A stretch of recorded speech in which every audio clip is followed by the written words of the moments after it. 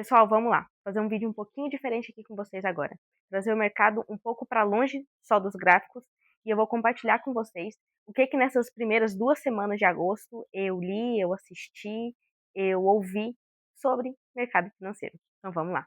Vou começar falando sobre 2 filmes que eu assisti sobre mercado financeiro e que eu deveria já ter assistido antes, mas eu ainda não tinha assistido. E acho que mudou bastante a minha visão em relação a algumas coisas no mercado. O primeiro deles que eu assisti foi Margin Call, O Dia Antes do Fim. Mês passado, eu reprisei um outro filme também, só para eu fazer essa ponte que vai fazer sentido no final. Eu reprisei A Grande Aposta, que para mim é um dos maiores filmes sobre mercado financeiro e que mudou completamente a minha forma de enxergar risco e retorno no mercado. Fazendo um resumo geral para fazer sentido aqui. Em A Grande Aposta, Michael Burry antecipa um colapso do mercado ligado ao aumento das taxas de juros hipotecárias. Então ele faz essa aposta no mercado com um valor superior a US$ 1 bilhão e carrega essa posição no negativo por 2 anos, esperando esse colapso no mercado. E no final, o valor do seu fundo aumenta em 489%. Esse é um resumo do filme A Grande Aposta, baseado em fatos reais, né? Esse colapso no mercado ocorre em 2008. E o filme que eu tinha citado no começo, que eu assisti agora no início de agosto, Margin Call, O Dia Antes do Fim, ele vai contar o outro lado. Em A Grande Aposta, a gente analisa esse colapso do lado dos fundos de investimento, acompanhando o lado dos fundos de investimento que tiveram lucro com esse colapso. Já em Margin Call, que foi o filme que eu citei que vi esse mês, ele vai contar o outro lado, o lado dos bancos que financiavam essas hipotecas. No caso de Margin Call, a gente acompanha em 24 horas um único banco, né, que vai sofrer esse colapso, um dos bancos que vão sofrer esse colapso, mas em que um dos funcionários descobre isso em 24 horas antes. E eles tentam, durante todo o filme, reverter essa situação ou tomar o menor prejuízo possível. Eu, pessoalmente, gostei muito do filme. Ele trouxe de uma forma bem real e de uma forma em uma escala muito maior, né? Não se tratando somente de um trader individual ou de um day trade, mas se tratando de swing trade e em uma escala muito maior, né? Se tratando de um banco também. Ele trouxe como lidar com esse caos, que era ali, no caso deles, inevitável. Eles passam a noite toda tentando minimizar esse prejuízo, apenas aguardando a abertura do mercado no dia seguinte. Então, toda essa tensão que eles passam, eu acho que o filme trouxe de uma forma muito real e que vale muito para um operador assistir, mesmo não sendo na mesma escala, mas tudo pode ser aplicável no nosso operacional e no nosso dia a dia também. Agora, o segundo filme que eu assisti, eu acho que de forma bem particular mexeu mais comigo, me impactou mais, me influenciou mais, e eu achei esse filme simplesmente fantástico, que também eu já deveria ter assistido, mas eu ainda não tinha assistido, foi Wall Street, Poder e Cobiça, de 1987. Esse filme ele vai trazer um cara que é corretor e trabalha no mercado de ações, e ele consegue um contato com um cara bilionário que ele admirava muito.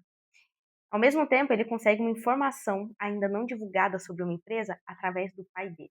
E com essa informação, ele descobre que ele consegue fazer dinheiro, que ele consegue vender ou comprar as ações dessa empresa, né? Eu não vou ficar dando muito spoiler aqui, eu não quero dar spoiler de nenhum filme, então eu estou tentando falar bem pouco. Então, com isso, ele descobre que ter informações antes delas serem divulgadas, antes delas virem a público, pode ser muito favorável para as negociações e para a forma como ele lida com as negociações dos investidores deles também. Mas então, justamente por causa disso, ele é contratado por esse cara bilionário e consegue alguns outros contatos onde ele vai conseguir informações antes delas serem divulgadas e vai fazer com que isso trabalhe a favor dele. O problema de toda essa trama que ele começa a fazer, de todo esse mercado, de toda essa negociação que ele começa a trabalhar junto, é que isso é considerado manipulação no mercado. Você conseguir informações privilegiadas e fazer com que os movimentos dos mercados, em grande escala, trabalhem a seu favor. Mas eu também não vou dar spoiler sobre o final do filme, né? Vou ficar por aqui. Acho que vale super a pena você assistir. Mas algo que mexeu comigo, que me mudou bastante em relação ao mercado financeiro, não somente ao mercado financeiro, mas uma questão de vida no geral, mas que eu tirei de lição desse filme. A forma como eu lido e eu encaro ambição.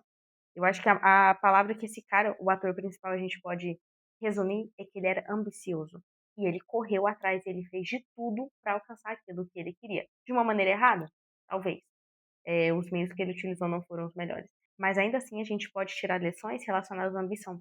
Sobre como a gente tem corrido atrás daquilo que a gente quer, até onde a gente está disposto a chegar, até onde a gente está disposto a sacrificar por aquilo que a gente quer alcançar. Agora, mudando o rumo, se tratando de livros. Na segunda semana de agosto, terminei um livro também que eu estava falando para terminar, mas está finalizado, que foi Os Segredos da Mente Milionária. E assim, não vou fazer um feedback geral do livro, o nome é muito autoexplicativo, é basicamente o livro todo, mas algumas observações. De maneira geral, é um livro que vale a pena ler? Sim, é um livro que eu tirei muita lição, mas não é um livro que você tira a lição dele todo. São muitas partes que você filtra, são muitas coisas relacionadas à forma como você lida com o seu mental, que você pode tirar de bom ou que você já pode achar um pouco exagerado. Isso é uma opinião particular. Tem pessoas que vão adorar o livro, tem pessoas que não vão gostar, não vão tirar nada de bom. Mas eu sempre falei que até da pior pessoa você tira algo bom, da melhor pessoa você tira algo ruim. E a mesma coisa com livros. Não é o pior livro, de maneira alguma, é um livro muito bom, se tratando da forma como você pode mudar no seu mental, se tratando da forma como você pode mudar as suas ações baseada naquilo que você quer. Você parar de se vitimizar, você parar de esperar o momento certo e você começar a agir antes mesmo de você alcançar. A gente às vezes tem a mania de, quando eu chegar lá, eu vou fazer isso. Quando eu tiver isso, então eu vou fazer isso. Mas se a gente não trabalhar o nosso mental primeiro, se a gente não mudar as nossas ações, o lá que a gente quer chegar vai estar muito longe ou até mesmo inalcançável.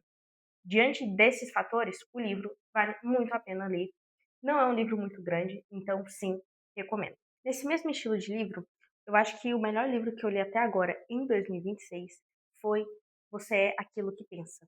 Por que eu estou fazendo essa ponte? Eu terminei ele no mês passado, se não me engano, ou em junho, alguma coisa assim. E ele vai tratar realmente também em relação a isso, sobre o trabalho mental e como o nosso mental tem influência e impacto nos nossos resultados, né? Às vezes a gente acha só da ação e beleza, ação, o pensamento sem ação, ele não é nada. Mas a forma como ambos os livros tratam de que tudo começa no seu pensamento. Tudo começa com uma mudança de visão, com uma mudança de pensamento que vai ditar as suas ações. Então, Você é Aquilo que Pensa, também só, não foi esse mês que eu terminei, mas só para recomendar, que é um baita livro e esse sim, vale muito a pena. Então, ainda mantendo o tópico em livros, todos os anos e sempre eu estou lendo um livro de devocional, né? Juntamente com a Bíblia, eu faço uma devocional com um livro à parte. E no momento, para recomendar também, porque tem sido muito bom, eu estou lendo Devocional Manhã e Noite do Spurgeon, que é um escritor que eu admiro muito, que eu já li diversos livros, e essa devocional estou utilizando esse ano e recomendo muito. Ele sempre vem com um trecho da Bíblia, um versículo, um verso, alguma coisa, na manhã e na noite, e uma explicação em cima daquele texto. São trechos curtos que vão te custar aí 3 minutos de manhã e 3 minutos de noite e vão fazer um impacto muito grande na sua vida. Então eu recomendo também. Eu sei que esse último não é relacionado ao mercado financeiro diretamente, acho que nenhum dos 3 livros, na verdade, mas são livros que, os 2 primeiros, você vai ter muita lição para você colocar de frente à tela, a forma como você trata o seu mental. O mental para o trader, todo mundo sabe que é fundamental e é uma das coisas mais difíceis de se alcançar, uma das coisas mais difíceis de você ter segurança, ter tranquilidade e ter paz com o seu mental de frente à tela. Vão te ajudar muito. Agora, para falar da última recomendação, ela também não vai ter relação direta com o mercado financeiro, mas eu li e eu acho que eu consegui fazer uma ponte legal sobre algumas coisas que a gente tem analisado no mercado hoje em dia. Eu gosto muito de ler reportagens da Forbes. E durante o mês de agosto, se eu não me engano, foi na semana passada, eu li uma falando sobre o desemprego juvenil global e o aumento do desemprego juvenil global por alguns fatores. Um dos primeiros fatores que a reportagem traz como causa dessa consequência, né, é a ascensão da IA, principalmente no mercado de trabalho, né, que a gente já tem acompanhado de uma maneira geral, hoje também muito debatido e muito falado no mercado financeiro, mas a reportagem em si trouxe isso de uma maneira global e geral para todos os empregos. A agência que fez esses dados também, que soltou esses dados nessa reportagem, ela também trouxe, ela destacou o declínio dos empregos que exigem qualificação média. A gente também tem acompanhado isso nos dias atuais. A forma como um diploma antigamente tinha muito mais impacto na sua carreira do que hoje ele tem. Os níveis que são exigidos hoje, as qualificações médias mesmo, né, que são exigidas pelo mercado de trabalho, não são as mesmas de antigamente. Antigamente, um bom diploma, uma boa faculdade poderia te abrir muito mais portas. Hoje, o conhecimento prático é muito mais valorizado. Esse ponto tem os seus prós e tem os seus contras. Um dos contras vai ser sim o aumento do desemprego juvenil. E eu acho que um dos prós em relação a isso, em relação a empregos que não te exigem mais a qualificação média que era exigida antigamente, é que isso te abre um leque de opções. Você não fica preso somente a uma faculdade, você não fica preso somente a um diploma. Hoje, empresas e o mercado de trabalho valorizam muito mais o conhecimento amplo, tudo aquilo que você pode colocar na prática. O seu conhecimento prático é muito mais valorizado hoje, e isso tem sim os seus prós. Porém, talvez seja justamente esse pró que tem causado esse contra. A partir do momento que o mercado de trabalho exigiu uma qualificação média, você era medido, você era contratado, você era visualizado pelo seu diploma, pela sua formação técnica. Quando essa régua muda, quando esse parâmetro muda, ele te exige muito mais. Ele não vai contar o seu currículo, beleza, isso não. Mas ele vai te exigir algumas qualificações que você vai ter que correr atrás para buscar. Esse é um dos fatores, talvez, do porquê que o mercado financeiro sempre me chamou a atenção. O mercado ele não te exige diploma. Ele nunca te exigiu uma qualificação média, que era geralmente exigida pelo mercado de trabalho. Mas ele te exige disciplina. Ele te exige conhecimento que você vai ter que adquirir através de disciplina. Essa mudança no mercado de trabalho de uma forma geral já é uma mudança que o mercado financeiro tem recompensado aqueles que conseguem ter isso. E isso é tão interessante porque abre sim o mercado financeiro como uma possibilidade para pessoas jovens, para pessoas que antes não olhavam para o mercado financeiro, já ainda jovens, como uma possibilidade de profissão. Isso casa duas coisas para mim ao mesmo tempo. Primeiro, um mercado que, de uma forma geral, um mercado de trabalho de forma geral, que não tem mais exigido uma qualificação média, e um mercado financeiro que nunca te exigiu isso, com uma bolsa de valores, principalmente no Brasil, hoje a B3, que tem investido e tem buscado trazer muito mais pessoas jovens para o meio, mostrando recursos, vantagens e a possibilidade de você, ainda jovem, poder ter um trabalho de qualquer lugar do mundo. Isso sempre me chamou a atenção. Eu poder usufruir do meu trabalho, sendo dona do meu tempo, dos meus riscos, dos meus lucros, de qualquer lugar do mundo. Isso te exige disciplina e por um bom motivo.